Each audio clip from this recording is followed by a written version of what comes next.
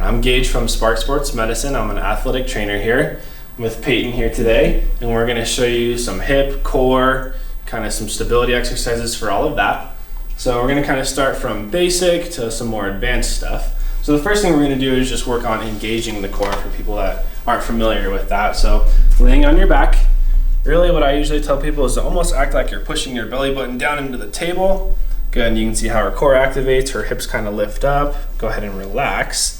Then again, almost act like you're pushing your stomach and your low back into the table, holding for 5-10 seconds, and go ahead and relax. So just a good exercise to kind of work on engaging the core and knowing what that feels like. So another exercise that I like to do while we have her laying on her back is we're going to go into a back bridge. So we're going to go knees bent about 90 degrees or a little bit if you want it to be more challenging. The farther you bring your knees in, the harder it's going to be.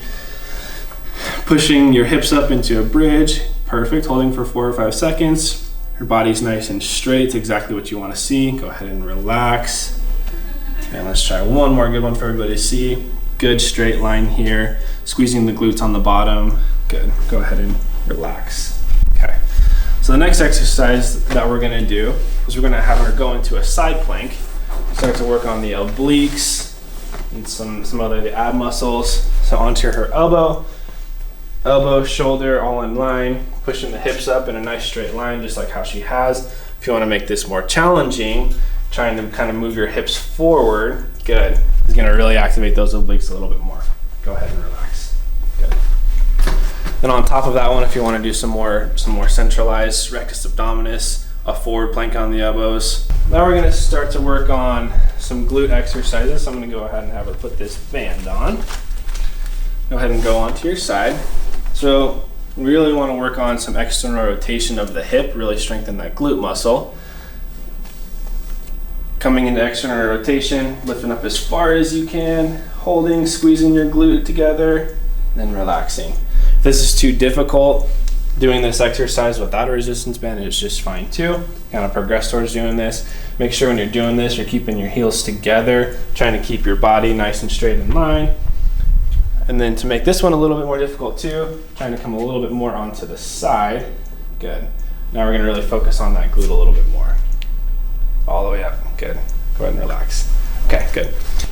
So now we're going to do some more dynamic glute strengthening. Really going to try and work on externally rotating the hip. We don't want our knees to go into this valgus position. So this is really going to start to prevent some ACL injuries or any of those injuries that occur from knees going into dynamic valgus. So the key with all these exercises, you really want to make sure you're in this position, your toes are kind of pointed out a little bit, and then your hips and your knees are kind of externally rotated, so opening up the hips a little bit. So just like that is perfect.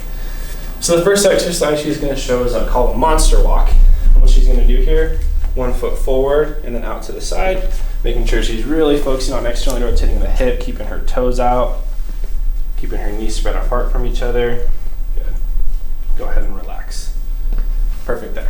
So let's go ahead and face this way now. The next exercise she's going to do, same kind of thing, work on really keeping your toes pointed outward, go down into a little bit of a squat in a good dynamic position, and you're just going to do a defensive slide, or some people call it a crab walk, straight out and back in. Then work on externally rotating the hips.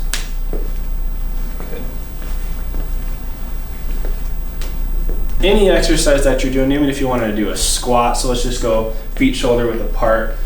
Having this resistance band around your knees is going to be really good. If all these movements, like again, just make sure we're not going into that dynamic valgus. So let's just do one really good squat, hips back, try and keep those knees out as far as you can, and back out. Some people like to call it a sumo squat with your toes pointed really outward, bringing the hips out, yep, just like that, and back down.